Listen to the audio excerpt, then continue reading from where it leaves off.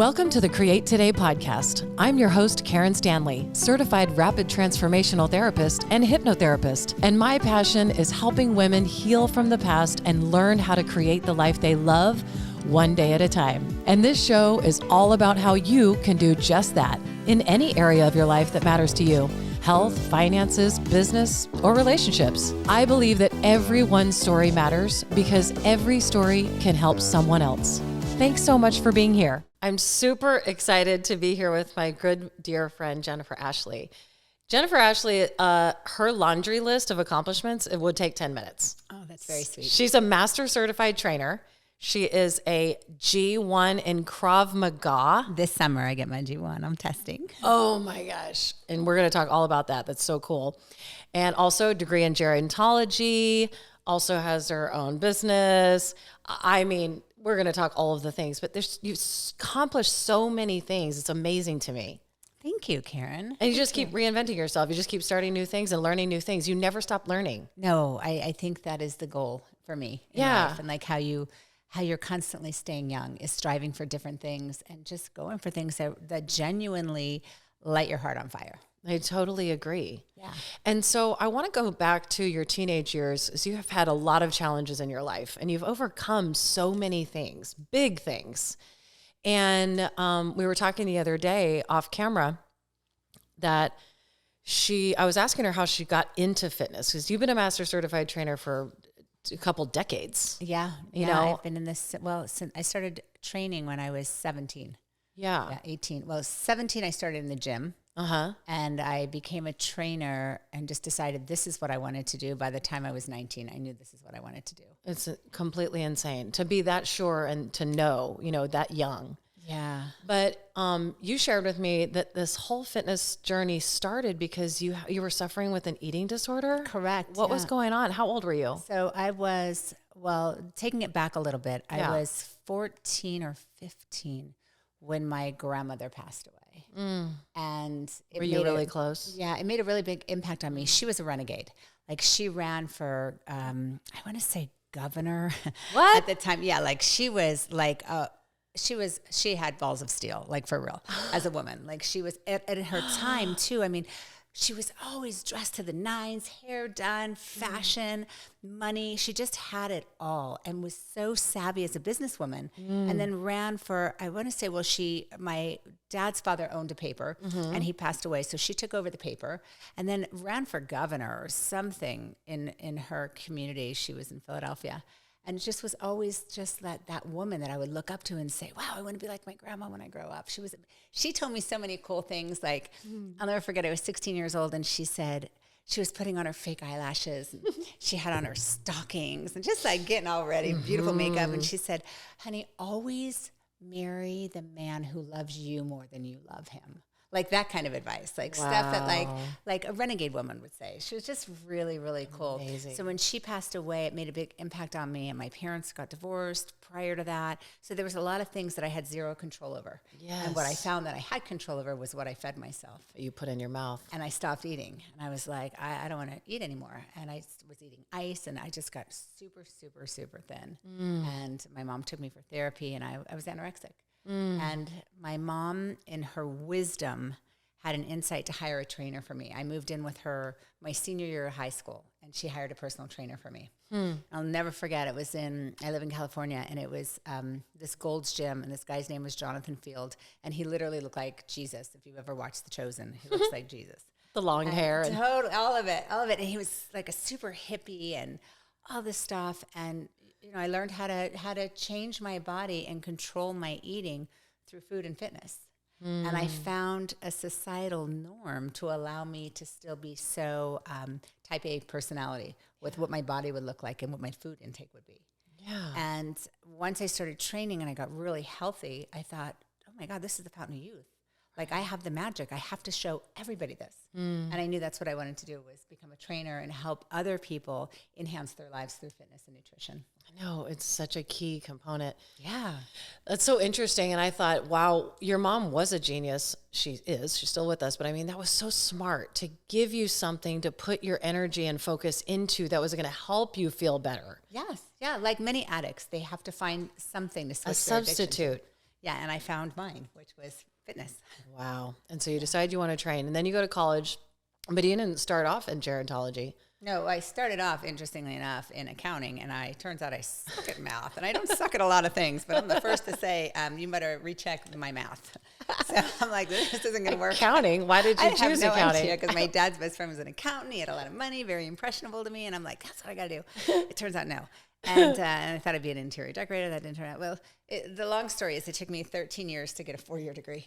But but you didn't quit. No, I didn't. And so incredible about you. One of the many things. I don't know how to quit. I know perseverance is my picture in the dictionary. I'm like, so I then decided I wanted to be an orthopedic surgeon. And I got into pre-med, and I spent an entire year in that program in the cadaver labs, and realized very quickly into working on human cadavers that I am not going to make a good doctor or orthopedic surgeon. So I went in to tell my counselor, I said, listen, this isn't going to work, because next semester we're doing the bone saw. Like, that's when they saw off bones. The limbs, we're going to remove the legs of our cadavers. And I'm like, this isn't going to happen. So I went in and I said, I grew up in Vegas. I know how to bet and gamble. And I'm like, I'm betting on me. Let me take all these credits, and what can I get in exchange for all these credits? And she was like, how about a degree in gerontology? I had no idea what that was. But my first question was, do I ever have to see a cadaver again? And she said, no. My second question was, how soon can we do this? And then I found out that gerontology was, in fact, the study of aging, the sociological, physiological, and psychological aspects of aging. And it was fascinating to me, because my friends were getting degrees in social studies, or social work, social work, and counseling and different things. And they were all like, you're going to get a degree studying old people. And I'm like, you're dumb, because you're going to be old one day, and you're not going to know what the hell to do. Yes. I'll know. Come see me. So it's incredible. I got the degree, and it put me through, my personal training is what put me through college. Yeah, so I was able to pay for You already college. had your own business when you were like 19? Yeah, I already had a business going. Incredible. So it was that your really actual cool. first business? Personal training was not my first business. Pet sitting was my first business when I was younger. Yes. And then I was babysitting summers to make money. And then my senior year in high school, I was the youngest person to hold a license to do nails. I went to Oceanside College of Beauty in California. No way. So my parents had to sign off to allow me to get my license. And I was a licensed manicurist. So the senior class, I had Get Nailed by Jennifer. So I was already marketing, very young. You put that on your T-shirt? Yeah, and I had everybody wear it. I made $2,000 before senior prom doing nails. So, but that didn't really work out for me either, because I'm not good at sitting for long periods of time and listening to people's BS. So I'm like, I can't do this job either. So after I was fired from a few, I'm like, shit, I just got to do my own thing. Yes. And I became a trainer, and I have never looked back. Yeah. And then you opened your own studio. Yeah, I had my own studio. In Carlsbad. Yeah, just do personal training. And then in the recession, 2007, 8, and 9, I was the last standing studio. And it turned out that a lot of people got rid of the bougie trainers. And I'm one of those bougie trainers. Yeah, so, you're legit. Yeah. So. A lot of people went out of business, Yeah. sadly. I just brought it into my house and reinvent it again. And we just keep rolling the dice, reinventing. I helped the person that I was with start a dental practice, and a second dental practice, and a third. And then I realized I love the money, but this is not for me either. It's not what my passion is, changing people's lives through fitness and nutrition. Yeah.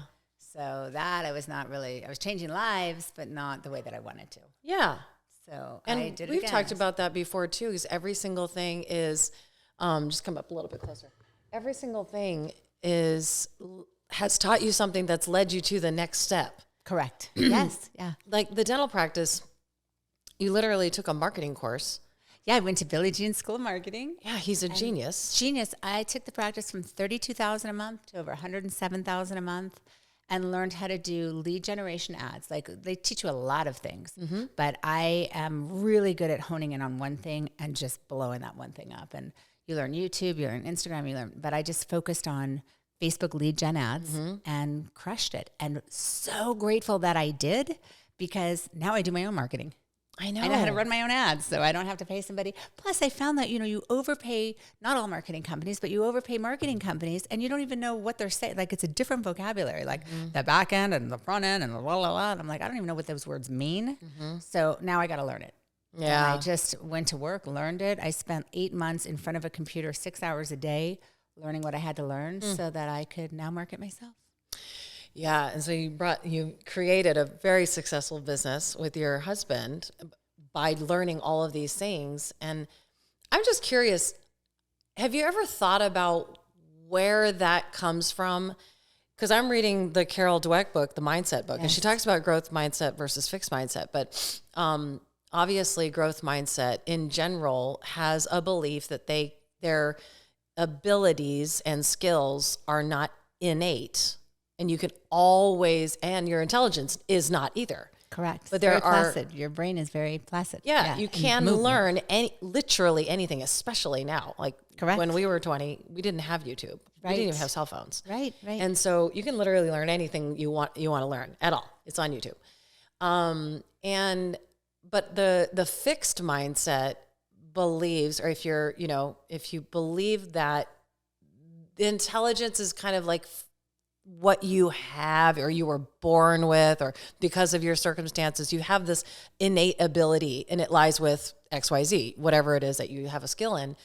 And that's just it. Right. So you're constantly trying to get confirmation for the thing that you believe. And we all want confirmation, but I'm always curious, did you ever think about how is it that you became so driven? Do you ever remember thinking that there wasn't something I could learn, or there wasn't something that I wouldn't be good at? Never. I mean, I don't have that mindset, from? and I come from the other side of that. I wonder how people have that mindset. Like, I have never, too. I don't put myself in a box. I don't put other people in a box. I think you can learn anything and do anything that you decide that you want to do. But I grew up in a house where my parents got divorced when I was really young, and my mom went to work, and she became so successful in real estate. She was the number one broker. She owned her own offices. She built beautiful homes.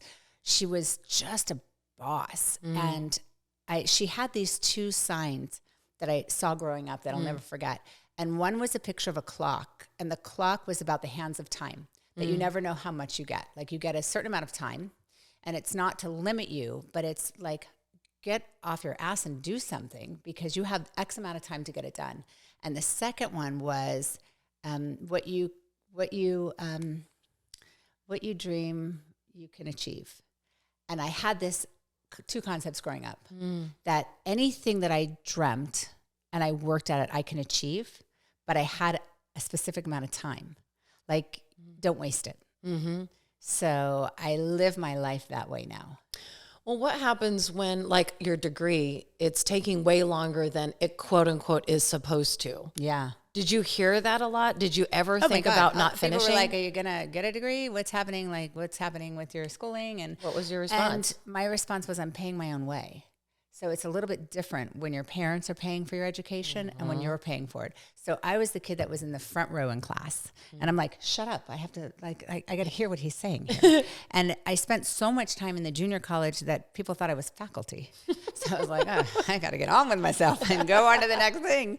So, and I don't care so much what people think about me. Maybe growing up as a middle child in a home where it was so dysfunctional that you learn how to block everyone off. Like, they don't even. I put on my headphones in the gym and nobody exists. Yeah. So I have that ability to just a superpower. I think it's a superpower now. Probably then I thought I was. When you're a kid, I was like more lonely because not everybody's like that, and I didn't like try to reach out to get friends. I just pulled in and did the things that make me really happy. I grew up with riding horses, so that was amazing. Yeah. So you put yourself through school. It takes 13 years. Sure does. Call me Dr. Jennifer. And you just take you would just have like 2 or 3 classes at a time? I didn't. What would you do? I took a lot of classes. So once I got into university, I spent 8 years in the junior college system, and easily 4 of it, I'm a first generation college graduate. Really? And, yeah. And easily. Both sides of your family? Yeah. No way. Yeah. And easily the first 4 years I took all non-transferable courses, and I didn't even know that thing existed. I didn't even know the term non-transferable courses until, thank God, Bertha Brooks, this counselor at Miracosta, grabbed a hold of me one day and said, what? She's like, child, she's like this black woman from the South, child, what are you doing? And I'm like, I don't know. My friends like these classes, so I went with my friends. This person's doing this, I thought I'd try that. She's like, none of these classes are transferable. I'm like, I don't even know what that means. And she's like, you're going nowhere. And I'm like, what? Oh, this isn't good. And then, what? And now I'm like that rat in a little thing. I'm like, oh no, I gotta get off this treadmill. Hey now. I mean, you still learned a lot of stuff. I learned a lot of what I didn't like. So that was good. That's very valuable. It's very valuable. And then I got on track, and she's like, what do you want to do? And I said, oh, I want to be an orthopedic surgeon. Of course, who doesn't? And that's when I was into that track. Turned out I didn't either. Yeah. Yeah. So once I was finally off that track and I got into the university system, under 5 years, I finished my degree, and I was taking 5 classes a semester. And working full time. And I would literally, one of my classes was so cool. It was taught by a brain surgeon. It was super early. It was physiology of the brain.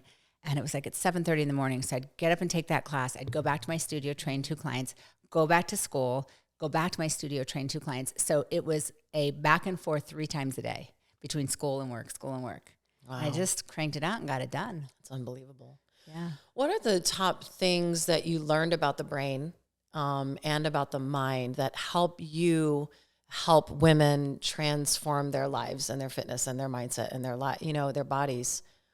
What are the most common things women struggle with? I think the ability to have self-care. Like there seems to be a lot of that. And people would say to me, is it hard to change people's bodies? And I would say, no, it's harder to change their mindset. Mm-hmm. And like if you left your body at the door for me and picked it up in 3 months, it would look amazing. But it's getting into somebody's mind. Mm-hmm. So I have to meet them where they are to take them where I want to go. Mm-hmm. So it would be like sitting down and just asking probing questions. Even before a client works with me, I have like a 15-page questionnaire that they have to fill it out. And if they can't do that, then they're not ready for me. They're not because ready. I'm like a pit bull. Like once you hire me, yeah. I wish we lived in the same state. Me too. I'd be in such better shape. Oh my God. I work with clients long distance. I can kick you long enough. But I think that, well, for me, when I was studying and in gerontology, I got really heavily into the brain because I wanted to know what happens to the brains as we age. Yeah.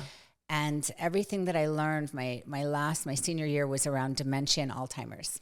And it was fascinating to me what a lack of, even at that time in 2003 was when I graduated, what a lack of real knowledge there was around supporting the brain and making sure that we didn't have the age-related diseases that happen. We knew about them, but how do we combat it? Them. Yeah, and prevent. And I live on the prevention side of the world anyway. Everything I'm at is like regenerative medicine and everything else. So what I learned after college was better than what I learned during college because they really didn't talk about all the phenomenal books that I then went on to read and all the different neurologists that I went on to meet to find out what we can do, like wearing blue light glasses. That's a real thing. It protects your brain from being robbed of all the rays that come out of TV, phones, computers. Dr. Amen's clinics are phenomenal in talking about the more screen time, the smaller your brain. Not eating cured meats. Dairy is all kinds of inflammation. And Alzheimer's is inflammation of the brain. So it's really so important to protect our brains from so many things that we don't need to have poisoning our brains anyway. And then fast forward to 5 years ago, my mom's diagnosed with mild cognitive impairment and moves into dementia, mild Alzheimer's. And along the way, I saw things happening to her. And I'm the one who said, we got to get your brain scanned. She got lost in Macy's. And I'm like, my mom doesn't get lost in Macy's. I grew up in Macy's. So I'm like, this isn't my mom's thing. So when she got lost and I had her brain scan, they called me in the room and they said, we want to show you the scan. This is a perfect brain. And I said, no disrespect. I'm a gerontologist. You're a neurologist. She doesn't have a perfect brain. I just need a referral into the Cleveland Brain Clinic. And I got that referral, found out she had mild cognitive impairment. Is that Dr. Amen? No, that was the Cleveland Clinic is out of Cleveland, and they have one in Vegas, and I think they have a couple other centers, and they have some of the top neurologists are there. Dr. Amen's a psychiatrist, double board psychiatrist. Yeah, but yeah, he's amazing. He is. So there, they put her on a lot of meds, and she was still living in Vegas, and her best friend called me one day and said, "Can you come see your mom?" And I was going home every month anyway, and I said, "Sure." And I went home. She looked terrible. She looked like she had aged like 20 years. She was walking, but hanging onto the walls while she was walking. What? Couldn't remember anything. I said, I'm going to take you back to California with me and just watch you.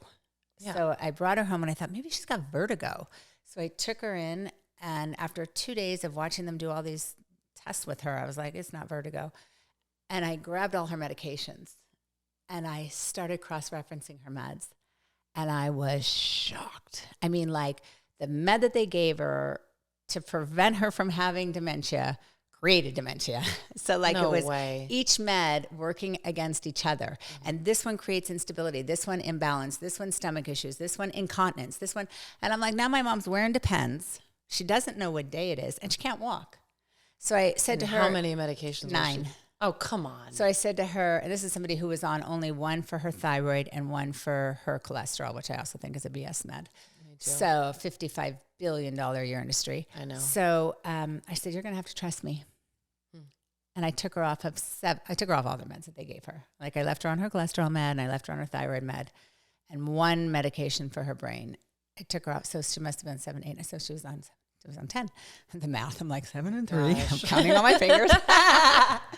So anyway, we'll call an accountant. Right. When you took her off that 7, I am not even kidding you. 2 weeks later, she's playing pickleball with me. She's no longer wearing Depends. And then within 3 months, she looked so good. And she wanted to be back in Vegas because my brothers are there, her grandkids are there. And she's from there. She's very happy. Well, she had moved there, so she's happy there. I said, you look great. And I'm not going to rob you of your life. If that's where you want to go, that's where you're going to go. Go. So everything that I learned after college about the brain was more relevant than what I learned in an institution about it. Wow. There's so many things I want to ask. First of all, when you first work with somebody, because of the brain and how important it is to your mindset, do you start with the food you put into your body? Is that where you start? It's exactly where I start. I have somebody keep a 3-day food journal for me. I don't even tell them what I want them to do because, again, I need to know where you're at. What are you eating right now? I need 3 days of what you're eating in detail and what you're drinking, how much you're sleeping, and what are your stress levels. And who is your source of support? Because once I get all that, when I work with somebody, I work in a circle around you. Because it's like a baby where you put those crib rails up. Totally. You need crib rails at the beginning because you're going to go off track. And it's not an if, it's a when. Yeah.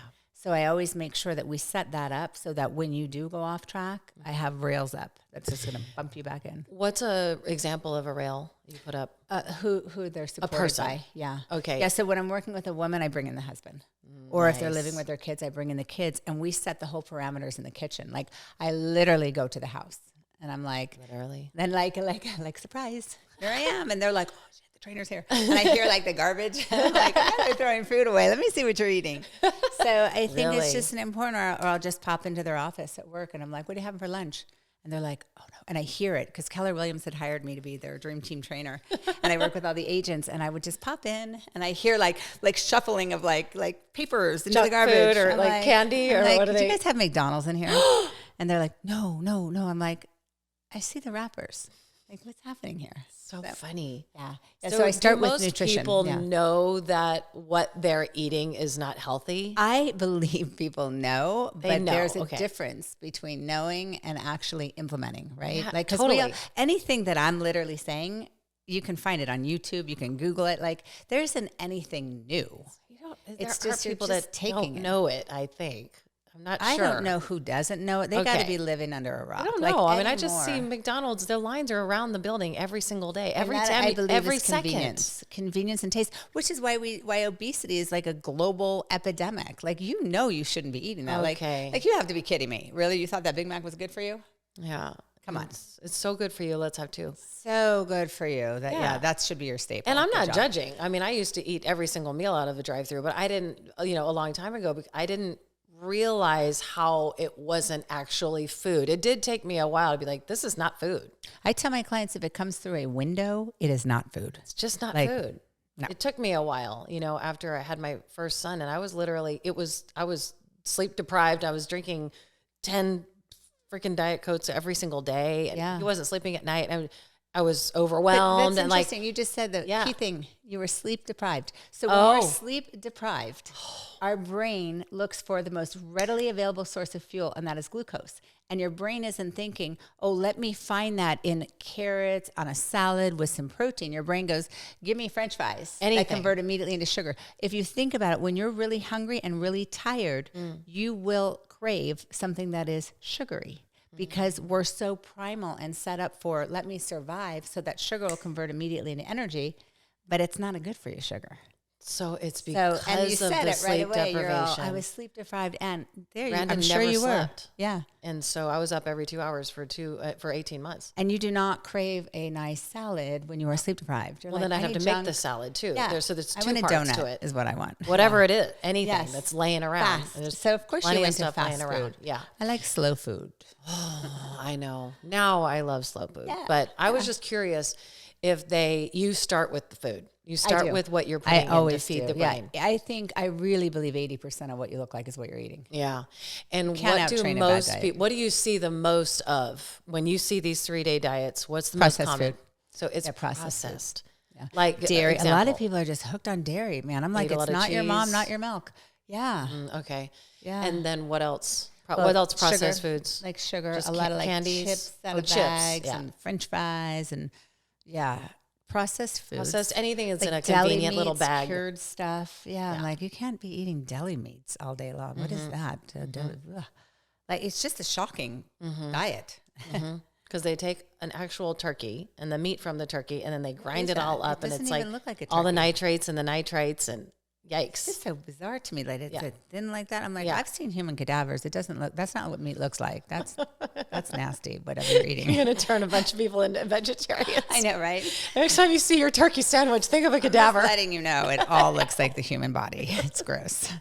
I stopped eating everything when that. I'm a pescatarian, and that's like my last thing I'm holding on to. Still have some fish every once in a while. Some fish, and everybody's like, you got to see that one documentary. I'm like, please don't tell me about it. I don't want.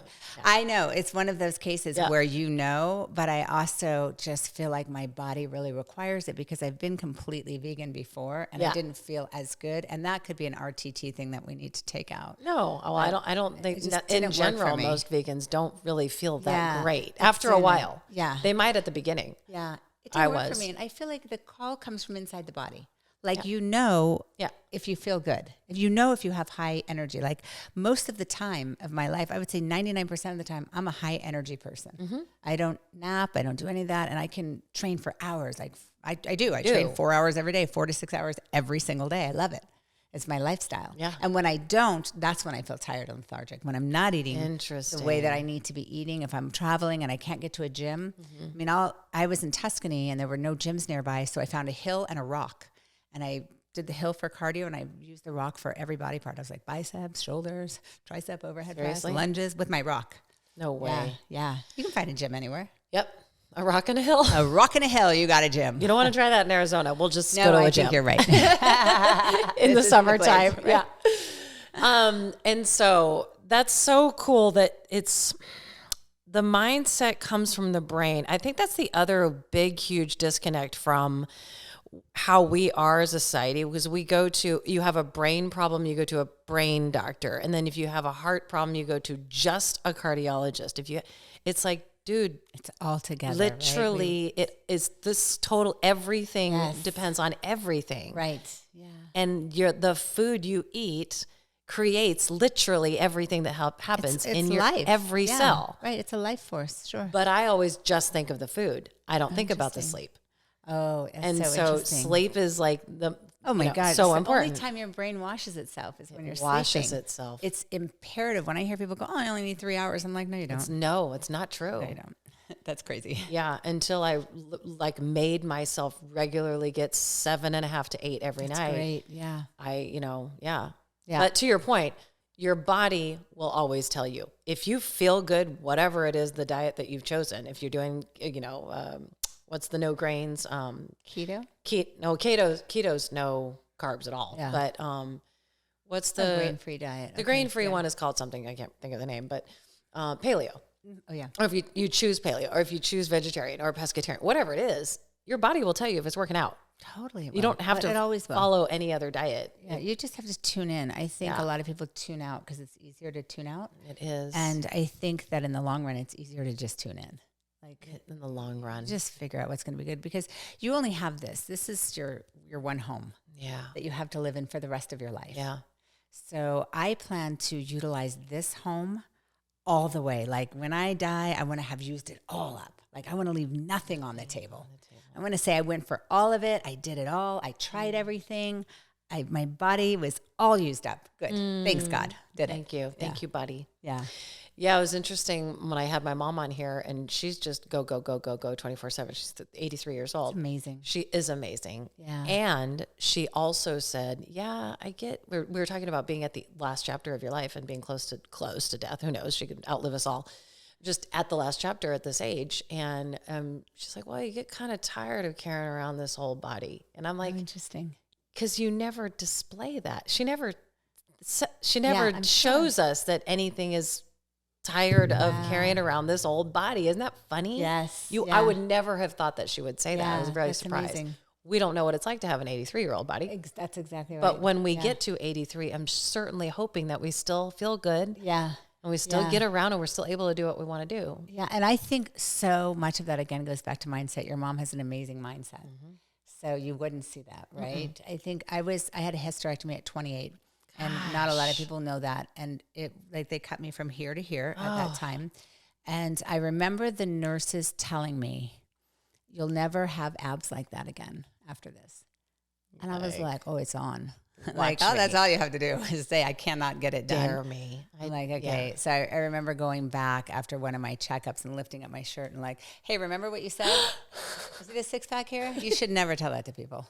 Should never say that. Absolutely. Not to this person anyway. Any belief that you have. That has nothing to do with that person. It has something to do with what you believe. Yeah, but our minds are so powerful. We can overcome so much more than we know. And I knew that from 18 to 28, I had an organ that wasn't functioning right. Nobody would listen to me. I was too young. I saw 26 OBGYNs, 6 surgeries later, but I was so persistent, and this is not how I'm going to live my life. They're like, we're going to send you to pain clinics and we can put you on pain meds and you'll have to learn to live with this. And I'm like, none of that's happening, actually. I'm not taking one pain med. So I will either get to the right surgeon or I'll become one, and I'll take it out myself. And I found the right surgeon. And I think it's all mindset. It's just, we're all dealt certain cards and we overcome them. And that's how now I'm in the whole Krav Center. Yes. All right. Great segue. How in the world did you start?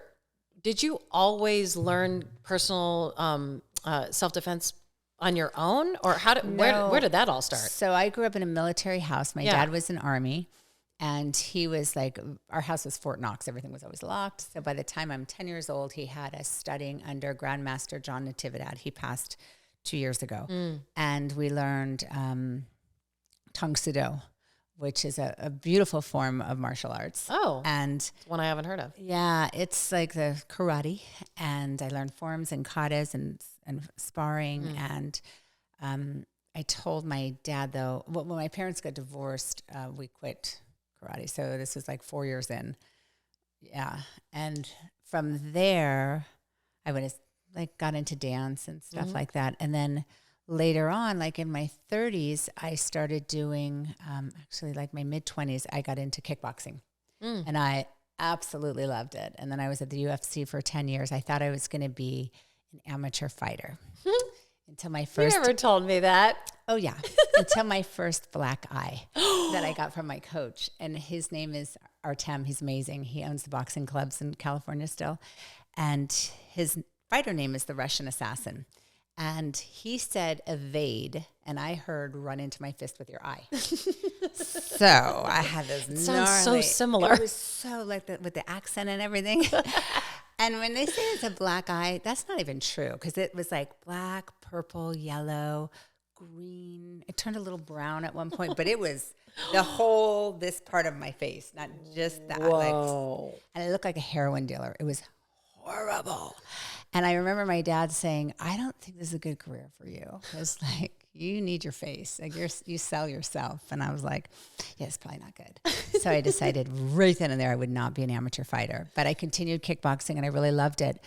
And I got into Kung Fu Sensu. My husband at the time was a black belt. And then he got into Brazilian Jiu-Jitsu. So I tried all that, but I didn't really stick with it. And it was predominantly run by boys. Like I love the kickboxing, but all of the jiu-jitsu stuff and Kung Fu Sensu, there's so many men. And I was like, I don't really feel comfortable here. not for any reason, but I just sucked at it. So I quit. I didn't quit, but I wasn't doing it right then and there. Mm-hmm. And then around 2018, I started hearing about Krav Maga. And I'm like, that's badass. And I started watching videos and I'm like, that's like a one and done. It's the most lethal form of martial arts on the planet. And I mean, it's good for anybody. It's not built on like strength. I don't have to be a big guy to do it. It's like on technique.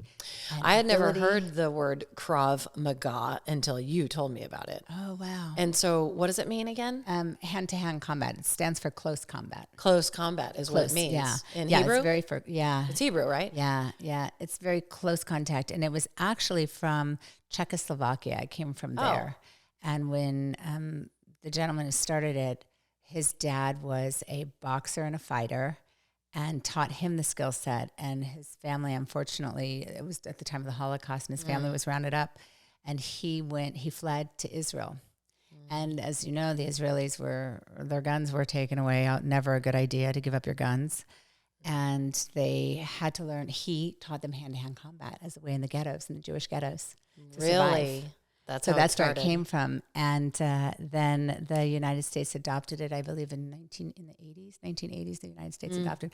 The IDF took it over, so the Israeli Special Defense, that's their main training is Krav Maga. And I started in Krav Maga in 2019 because the world was so weird and I did not feel safe at all. And I needed something that made me feel like I was protected. Yeah. And I had already experienced like using guns and stuff, but not to the extent that I'm training now. And I just got in and I said, I'm going to take this all the way. I'm going to get my black belt and I'm going to train other women.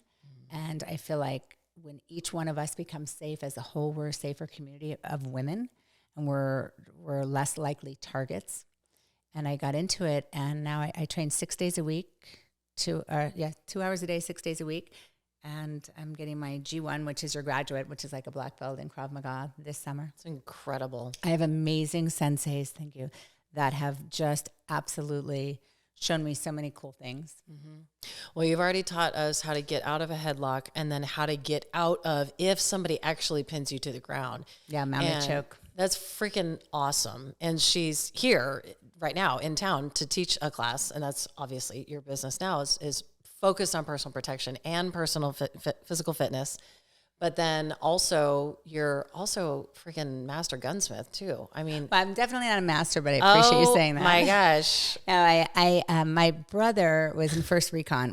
Both my brothers are special forces, and so I grew up shooting, learning how to shoot, and then my younger brother really has shown me, like, he's got spectacular skill sets. He does personal protection for Donald Trump. He protects McGregor when we're fighting. Like, my brother is a legit I didn't badass. know that. Yeah, like legit. Like, the kid could kill you before we even knew he was in the room. Like, he's just like a little sniper, just a badass. So cool. He has trained me in badassery on the range.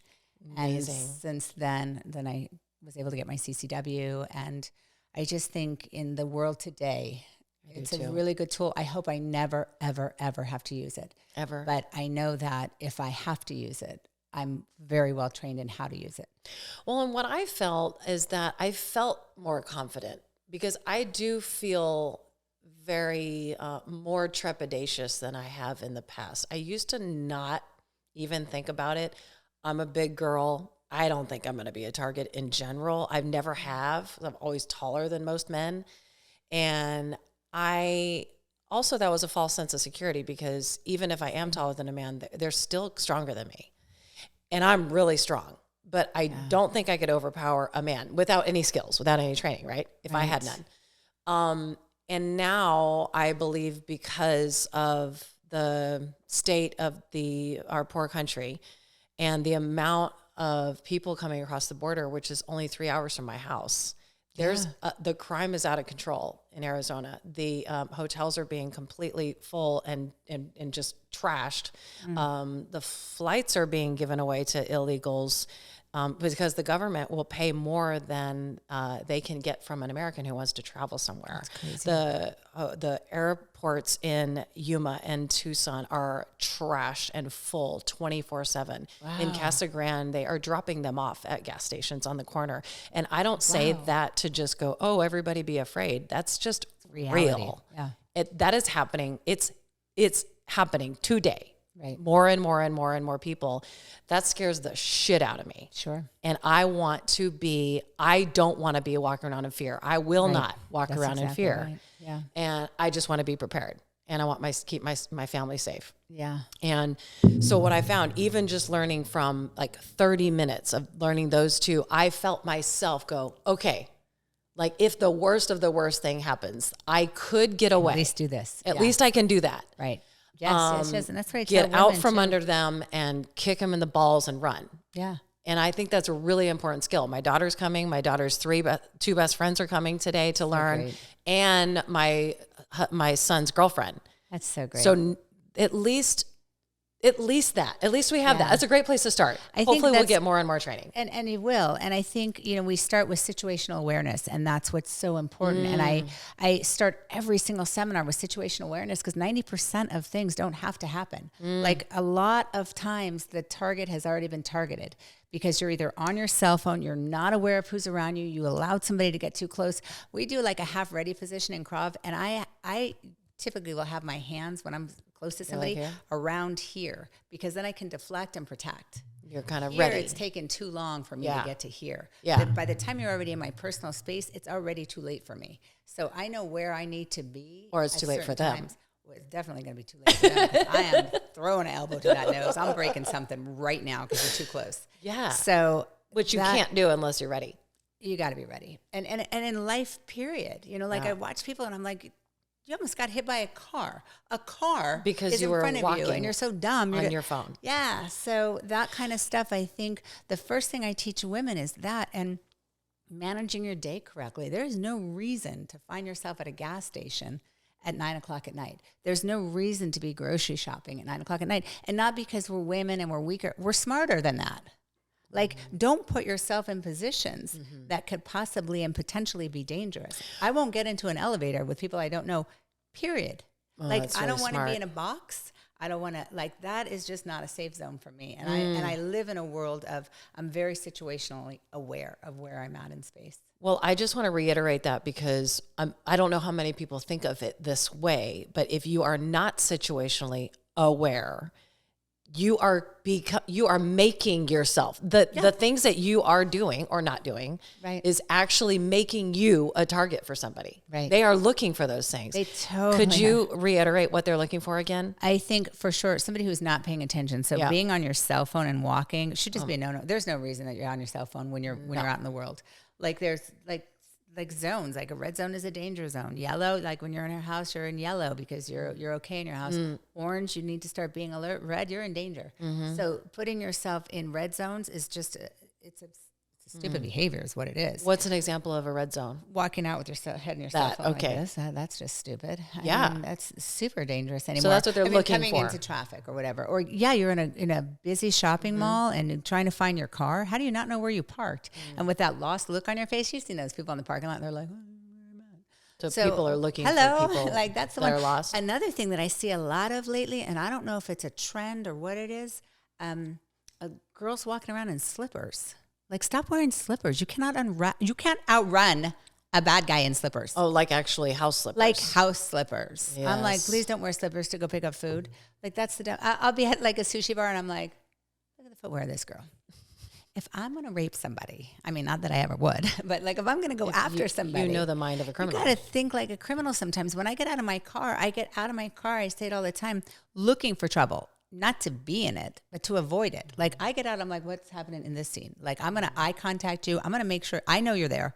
And guess what? I can ID you in a lineup now. And they will 9 times out of 10, 99 times out of 100, they'll go away. Yeah. And I'm like, what's up?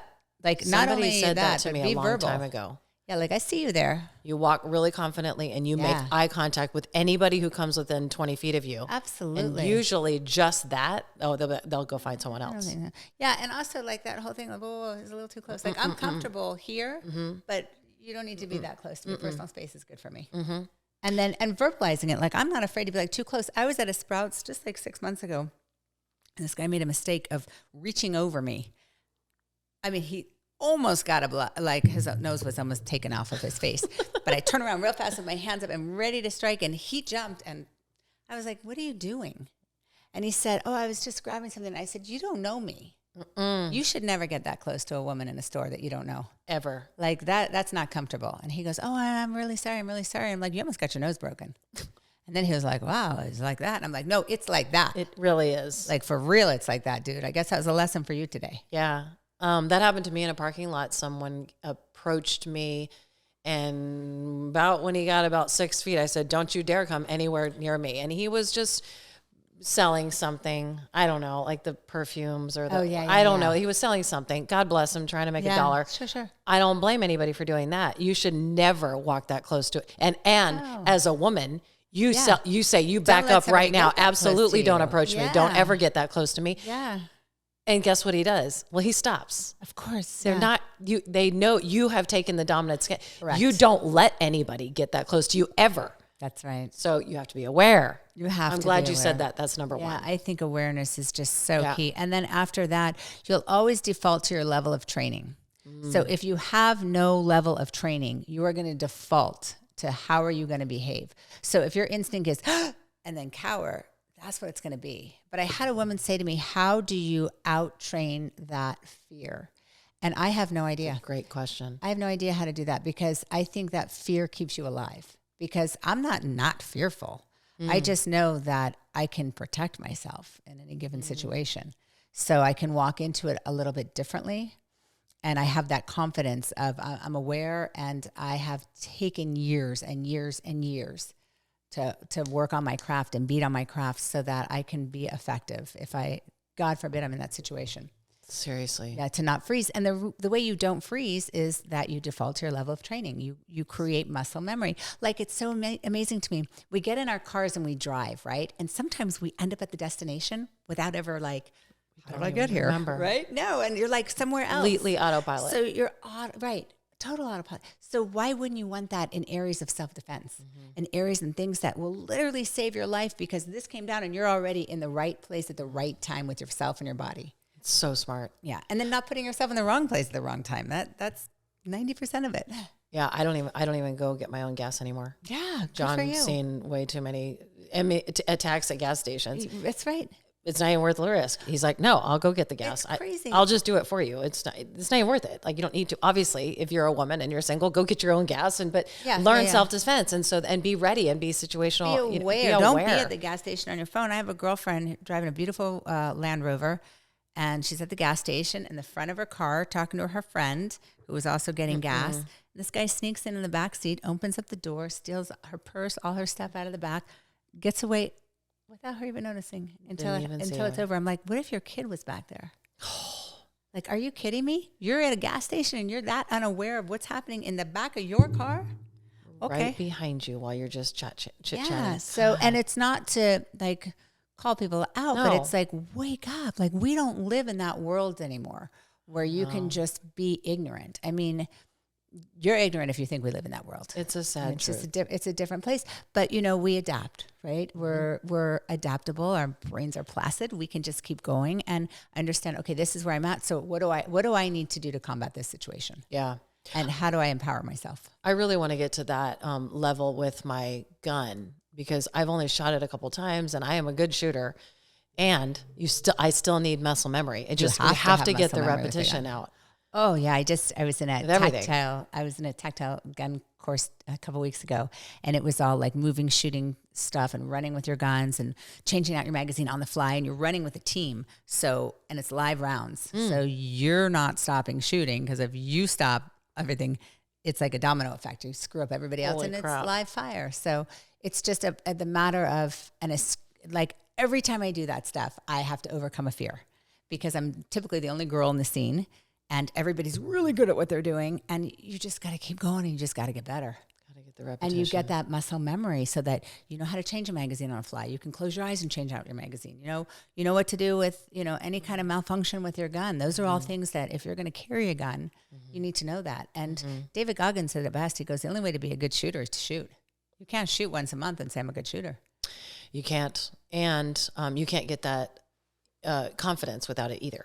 Right. So the fear will take over if you don't have the reps, if you don't have the reps. Exactly, yeah. If you don't have the muscle memory. Because, and I was just going to point out your example about the car.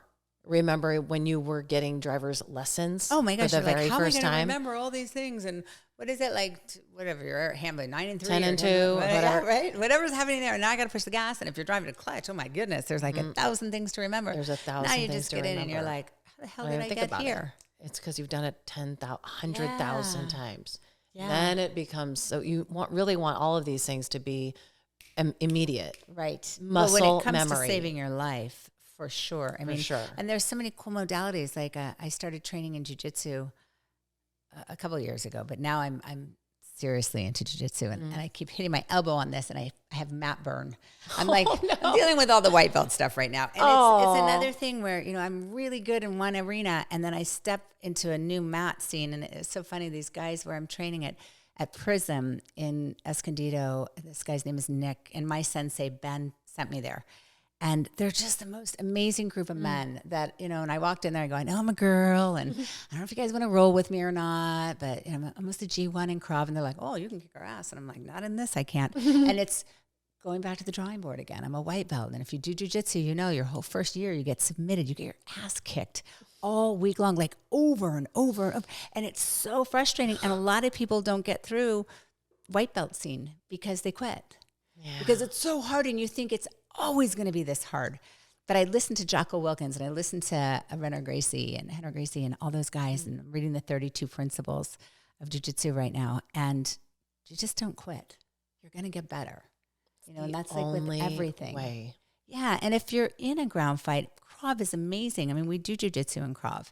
I mean, if as a woman, most likely we're going to end up on the ground because a guy wants to rape you. Mm-hmm. So it's what do you do when you're there? Like, I'm not going toe-to-toe with a guy. I don't train women to go toe-to-toe with a man. I train you to strategically, like a chess game, get out, feel where they are, find the opportunity to get out, inflict some damage if you can, and get out. Like our first rule in Krav is if you can run, run. It sounds like a cowardly thing, but save your life. That's not cowardly. That's why the slippers bother you. Oh, it bothers me so much when I see people in improper shoe wear. I'm like, you can't run in that. What are you going to do? You got to kick them off and run. Funny, but it's not something that I ever thought of until you said that. Oh, well. You made a video about the flip-flops. I did. I wear flip-flops everywhere I go in the summertime. I was in a Krav class, and I had somebody attack me outside of class on purpose. And I was walking out to my car, and I said, let's do this attack. And when he did it, I almost fell out of my own shoes. And I was like, oh man, this is bad. And I'm glad that I did it in the video. I mean, the video, it looks like I took him out pretty well. Like I didn't have to deal with him. But in reality, I had to deal with me tripping over myself. And in that very moment in time, I was like, nope, that's not going to be me. Because this is going to be the video. Clearly, right? Let's talk about footwear, ladies. Yes. No. And I just think, again, it's just imperative that if you live somewhere where they offer Krav Maga or they offer, jiu-jitsu or some kind of women's self-defense, I think is just, it's imperative. It's self-care. I agree. And you will be very surprised, like I was, how much an internal shift I felt. I was like, that's damn, wonderful. Okay, I think I'd be okay. Instead of just going out to, driving wherever you're going, if you're, by yourself, whatever. And I would, I was feeling trepidatious. I was feeling more fearful last year before we did that class. So, so I really encourage people to just do it and learn from Jennifer. I mean, you're teaching people in different states and different cities. You're traveling around doing that now. That's so cool. I'm having a great time. Sotheby's International in Las Vegas. One of the girls, Robin, follows me, and I have a YouTube channel. And she's like, I want to fly in for one of your seminars. And I said, well, why don't I bring it to you? Mm-hmm. I'm a one-girl show. Let's go. All I have to do is bring out my jiu-jitsu mats. So I throw them on the floor because we need to have something. Mm-hmm. And she's like, done. And now I'm going out there again next Wednesday. I'll be in Vegas. So, yeah. And I'm just putting myself out California. There. You're here in Arizona. Yeah. And you'll be putting in more and more and more. Yeah. So anybody in Southern California obviously can go see you every week. I'm so jealous. I love the studio. Well, you don't have to be jealous. I come here. I love it here. Yeah, we're just I'm at Global Martial Arts Vista there, and I'm starting a women's class there under my sensei. He's very generous to give me a studio. But also I just teach women like things that you can also carry. Weapons that you can carry. Not everybody wants to have a gun. I don't know why, but I talk about the burner gun. It's a non-lethal gun. That's right. And it's TSA compliant. You can find it at burner.com. And that's a really good weapon. I keep one in my car. Anywhere I go, that's with me just in case. I can carry a real gun. And what does it do to somebody? There's different things in it. So in California, you're not allowed to have whatever. There's a central nervous system stopper that's in the gun that emulates when it implodes on you, like this like shock dust almost. Oh, and okay. It just kind of like stops your ability to move to really get to somebody. Oh. Like it disorients you for 2 to 3 minutes. There's one that's a pepper spray. So it's not a pepper spray, it's a bullet. So when it goes off on you, it's a pepper. And it looks like a real gun. It looks kind like of. a Glock. Yeah. It does. And then, so you actually point it at somebody if they're coming it's at CO2. you. Yeah, it's ignited And with CO2. it'll give them some pepper Yeah, bullets. Good. It's pretty painful. Good. So I recommend that. The Amend 2 pen, I carry it with me everywhere. Is that it? Yeah, it looks like a Sharpie. It But does. it's not a Sharpie, and it will not go off on a metal detector in the airport. It's super sharp.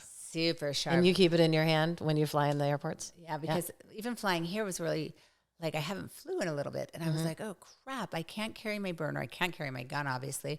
I'm not allowed to carry a taser. Like, I looked at all the stuff that I personally have on me all the time, and I'm like, oh, no. What am I going to do? What am I going to do? So I was like, the Amend 2 pen, because I'm fast. I'm like, anybody that gets too close, I'll stab them in the throat with this thing and go on my way. Whatever you have to do to get out. But I'm serious. I mean, how Yeah. amazing if you don't know any of these skills or any of these things, it's just a couple different things or a couple little bit of training can help you feel like a badass like Jennifer. Jennifer's not afraid when she's going around. Well, you said you still have a little bit of fear. I'm very aware of where I put Just myself. aware. Yeah, Yeah. I just won't put myself Prepared. in certain situations. Yeah. And what if every single woman in this country, in the world, was prepared and we Right. knew these things, we were aware, we had a weapon of some sort, Yeah. doesn't have to be a gun. Where would the crime go? Right. We wouldn't have any. Well, we would wouldn't have so defend many terrible ourselves. stories against women. All these yeah. horrible atrocities happening and these tragedies. If we had some kind of a knowledge, or we could have gotten away, or we could have inflicted something that made him at least stop or Stop and pause think or about it. something. Yes. Yeah, well, stop and think about it. I'm no longer going to target women because, oh my God, every woman I'm running into is kicking my ass. Dude, so that would that'd be be amazing. amazing. Yeah. It'd be so amazing. It's just a whole movement that we just start to empower women. Really and just, need to. I think too, like me being a woman teaching, I've had such a good response from women who say to me, I'm not comfortable going into a jiu-jitsu studio because it's mostly men and and you're on top of each other. That's what you're doing. You're rolling all over each other. You got their sweat all over you. So that doesn't make me I'm comfortable. sorry, I don't want to do that either. Right. And in Krav Maga, there's mostly men in there. So everything is male dominated. So I think it's imperative that more women like me are stepping up and saying, I'm teaching this. And any woman that wants to learn it, I am right here and I'm accessible and I will go wherever you need me to go to make sure. And then I'm really lucky because I'll bring my brother with me to different events and he teaches weapons. So he's like the everything guns. So he'll teach women all safety stuff and how to shoot. He takes civilian shooting. So I have both sides of it. And that's what we want to do in Henderson. We want to open up a studio that's personal training, personal protection, but then we have the whole area of like guns, knives, everything else, so that it's like a one-stop shopping for self-protection. I love that. Yeah, and just more women stepping up and saying, let me teach you this skill set because it'll save your life. And teaching girls young, I've had the opportunity now. I just started teaching kids Krav, assisting my sensei, and he's letting me actually teach technique now. And it's amazing to see kids like 8, 9, 10, 12, 13, doing, dealing with potential attacks and getting out of it. It's incredible. Yeah. It's Yeah. And incredible. it teaches, like I started at 10, it teaches you a discipline and just like a care for your body and your own protection. It's interesting because I always had my kids in karate forever. So it wasn't the same thing, but at least it created that mindset because Leah was struggling for a little while and I wonder if she had anything happen, like any inappropriate touching or anything. And I was like, oh, I'm going to have to ask her because I didn't think so, but I just was like, Leah, and she must have been like, I don't know, 6 or 7 or maybe 8. Like she was young. Has anyone, touched you inappropriately? And she was like, no, but if they tried, I'd kick them in the balls. Adorable. Perfect. That's karate. That's what martial arts did for my kids. I was like, great. dude, you guys are going. They went every single day for years and smart. years and years. Yeah. And because I know how important it is for that mind and that mindset. She's still, you would never mess with Leah, ever. So and if you did, you'd be super sorry that you did. She's strong as shit. And she's taller than me now. Wow. And way bigger. She's just like insane. Just insane. And it's really cool. But she also had that same mindset from age 6. And she's, been beating up boys ever since. Wow. That's so good though. Yeah. It is good. She might need to tone it down a little bit. Right? Sometimes you don't have to go around thinking, who am I going to beat up? But I just mess with her all the time. Yeah. But I love that. And I love that confidence and that mindset that gives learning these types of skills. Yeah. I love that you're teaching it all over the country. I think it's fantastic. I do too. I'm just happy that I get this opportunity right now. And the timing is so perfect because we're in such a weird place in the world that it's very receptive right now. Like more and more people, like the agents in Vegas, the Sotheby's, these are realtors. And they put themselves in a really bad position showing homes by themselves to strange men.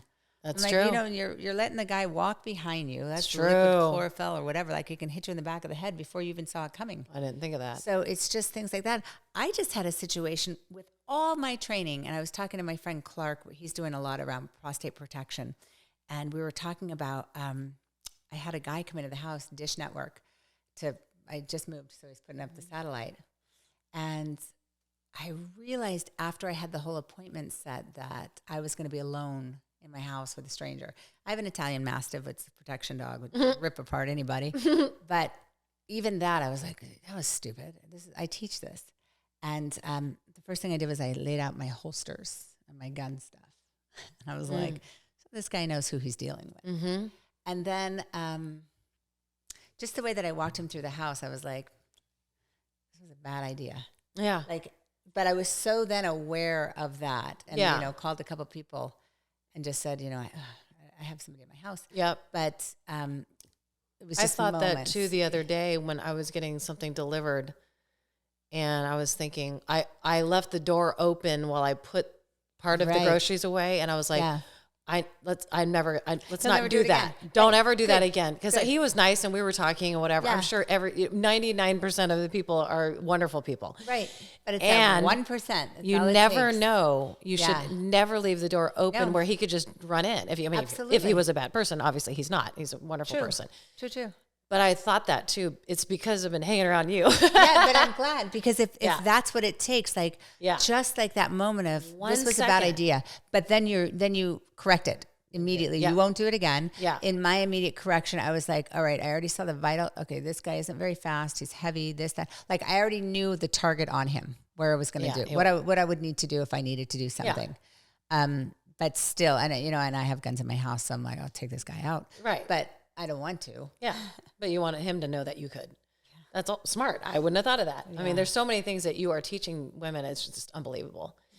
Yeah. Good. I'm very happy to hear that. I know. Thank you so much for doing this. Gosh, you're incredible. And you're just like a wealth of knowledge of all things, how physical, fitness and health and vitality, and you're aging backwards, by the way. Thank God. Oh my gosh. I love it. So how do people find you and find out about where you're going to be and where are you teaching all of your classes and all that stuff? Perfect. So I have an Instagram account. It's Fearless Femme. And I have another one all about beauty where you can see things. I've been doing a lot. That's my non-surgical aesthetic page, but Fearless Femme is really taking over for all these things, Krav Maga, weapons and stuff like that. And then also on YouTube, I have a channel, Jennifer Ashley at One Fit Gal. And I'll do like all the moves that we're doing. When I go to do seminars, I'll put those moves back on so that women can go back in, watch it, and then practice what we're doing. Excellent. Yeah. And you're working on a new website, right? Yeah, my new website is jenniferashley.co, and it's all the things that I have, and it'll be up the second week of March. Perfect. So it'll be live by the time this episode airs. Yeah. So please check those out.